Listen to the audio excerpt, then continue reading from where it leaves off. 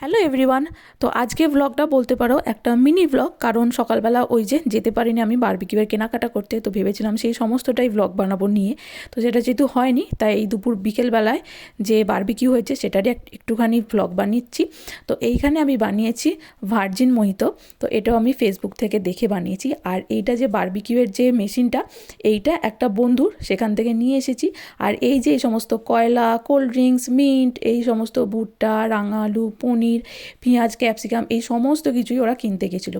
তো এই যে এইখানে আগুন জ্বালিয়ে এবার সবাই মিলেই ট্রাই করছি আমরা বারবিকিউ করার জন্য। তো আমরা সমস্ত কিছু ম্যারিনেট করে রেখেছিলাম। আর আশি যেহেতু সবচেয়ে শেষে এসছে, সেই জন্য ওর কাজ হচ্ছে এইগুলোকে গিতে গিতে, এই স্টিকের মধ্যে গিতে গিতে দেওয়া।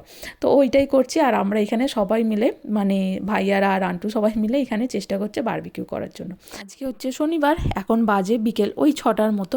তো কথা ছিল 5টায় আসার কথা, তো যথারীতি আসি তো লেট করে, তো ও লেট করেছে।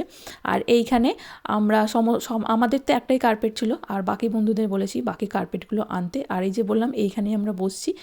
আর এইখানে আমরা সমস্ত কিছুই যে জিনিসগুলো দিয়ে ম্যারিনেট করেছি সেটা হচ্ছে টক দই, একটু নুন, একটু চিনি, একটু সর্ষের তেল, তারপর যে রোজকার মশলাগুলো থাকে, একটু ধনে গুঁড়ো, জিরে গুঁড়ো, হলুদ, তারপর লঙ্কা গুঁড়ো, তারপর কাশ্মীরি লঙ্কার গুঁড়ো, এইগুলো দিয়ে আমরা ম্যারিনেট করেছি। এছাড়াও তোমরা তন্দুরি মশলা দিয়েও ম্যারিনেট করতে পারো। তো আজকে আমরা যেহেতু তন্দুরি করিনি, তো সেই জন্য ওই মশলাটা দিইনি। আর এই সেম মশলা দিয়েই অন্য চিকেন বা মাটন বা সমস্ত রকম মাছও ম্যারিনেট করতে পারো। আর এইখানে যে চাটনিটা বানিয়েছি এটা হচ্ছে ধনেপাতা, মিন্ট, একটু টক দই, লেবু, নুন এবং চিনি দিয়ে। তো এই চাটনিটাও স্বাতি এসে বানিয়েছে।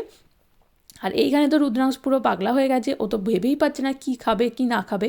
আর আমরা যে ভুট্টাটা বারবিকিউ করেছি, ভুট্টাটা শুধুমাত্র আগুনে পুড়িয়েছি আর নুন আর লেবু দিয়ে ওটার গায়ে ঘষে, যেরকমভাবে আমাদের ওখানে বিক্রি হয় ঠিক সেইভাবে। কিন্তু এইটা হচ্ছে বেবি কর্ন, আর আমাদের ওখানে কিন্তু পাকা কর্ন হয়। তো আমার কিন্তু পাকা ভুট্টাই খেতে বেশি ভালো লাগে। সাধারণ মানুষের বেবি কর্নই বেশি ভালো লাগে, কিন্তু আমার পাকা ভুট্টা বেশি ভালো লাগে। আর এই যে ওকে দেওয়া হয়নি বলে ও কান্নাকাটি করছে, বদমাইশি করছে। আর ও কিন্তু এই দিদিরা আসলে ওকে কিন্তু আর আমায় দেখতে হয় না, ও ওদের সাথেই থাকে, ওদের সাথেই কাটায়। এই যে পুরো প্রিপারেশনটা উপর থেকে দেখে নাও। আর এইখানে আজকে সকাল থেকেই মেঘলা ওয়েদার, কিন্তু গরম কিন্তু প্রচণ্ড আছে। আর দুপুরবেলা করে ওই 1টা থেকে 2টো নাগাদ বেশ একটু বৃষ্টি হয়ে যায়। তো রান্টু আসার পরে এই দিকের ঘাসগুলো তো আগের ব্লগে দেখেইছো কতটা বড় হয়েছিল। তো আমি তো এইখানগুলো তুলে নিয়েছি, এই ডান দিকেরগুলো, এই সিমেন্টের উপরেরগুলো। কিন্তু এই ঘাসগুলো তখন রান্টু এসে ওই ভিজে মাটিতেই ঘাসগুলো করে দেয়, ছেটে দেয়। তো সেই জন্য এই ঘাসগুলো পায়ে পায়ে ভিতরে আসছে, বাড়ির ভিতরে এইসব হচ্ছে। তো এরা বেরিয়ে গেলে তারপর সেই সমস্ত আবার ভ্যাকিউম করতে হবে। তো যেহেতু আমি জানতামই বাচ্চারা আসবে, নোংরা হবে, তো সেই জন্য আমি আর সকালে ভ্যাকিউম করিনি। আর এই যে দেখো বাঁ দিকে আছে মেঘলা, আর ডান দিকটা এখনও একটু একটু রোদ আছে। তো এখন কিন্তু অন্ধকার হওয়ার সময় নয়, এখন যতই 6টার মতো বাজুক না কেন, 7টা এরকম বাজুক না কেন, এখনও কিন্তু অন্ধকার হয় না। এখন মোটামুটি অন্ধকার, সূর্য ডুবতে 9টা থেকে 9:30 বেজে যায়। তো এইখানে তো আমাদের এইগুলো কিন্তু খেতে খেতে পেট ভরে যায়। তো সন্ধেবেলা স্ন্যাক্স তো হয়ে গেল, এটা খেয়ে খেয়ে পেট ভরে গেল। আর আমাদের কিছু এখনও আছে, মানে রুটির আটা মাখা ইত্যাদি সব করা আছে, যদি খিদে পায় রাতের দিকে তখন আবার করে নেব। তো দেখি এখন যতক্ষণ না বৃষ্টি আসছে, দেখি এখানে আমরা এখন বসে আছি। আর মোটামুটি আমাদের খাওয়া হয়ে গেছে। আর যদি যে সবজিপাতিগুলো বেঁচে যাবে, অর্থাৎ আমরা খেতে পারবো না, হবে না, সেগুলো আমরা 3জনে মিলেই ডিস্ট্রিবিউট করে নেব। এখন আমি ভিডিও করছি বলে রুদ্রাংশকে ওর বাবা ঘাড়ে তুলেছে, আরও সেটা এনজয় করছে। তো ওই 8টা নাগাদ এখানে কিন্তু প্রচণ্ড বৃষ্টি হলো।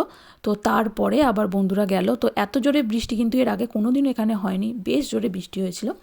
আর এরপর পরের দিন আমরা লিডিলে গিয়ে এই বারবিকিউয়ের সেটটা কিনি। তার কারণ ওটাতে একটা অন্য বন্ধুর, তো তাকে দিয়ে দিতে হবে। আর তাছাড়াও ওটাতে আমরা ভেজ করি, আর ননভেজ যেহেতু একটা বন্ধু খায় না, তো সেই জন্য এটাতে আমরা ননভেজ করবো। তো আবার আমাদের ননভেজ বারবিকিউ হবে। আর এইখানে রুদ্রাংশ পাশের বাড়ির একটা মেয়ে আছে অলিভিয়া, তো তার সাথে ওই ফাঁক দিয়ে গল্প করছে, কথা বলছে। তো এইখানে পাশের বাড়িতে অস্কার বলেও একটা ছেলে আছে, তার সাথেও এখান দিয়ে গল্প করে, ও কথা বলে। আর ও মেয়েটাও ভিতর দিয়ে হাত বাড়িয়ে আঙুল দিয়ে ওর সাথে খেলা করছে। তো চলো তাহলে আজকের ব্লগটা আমি এখানেই শেষ করছি। আজকের মতো বাই বাই।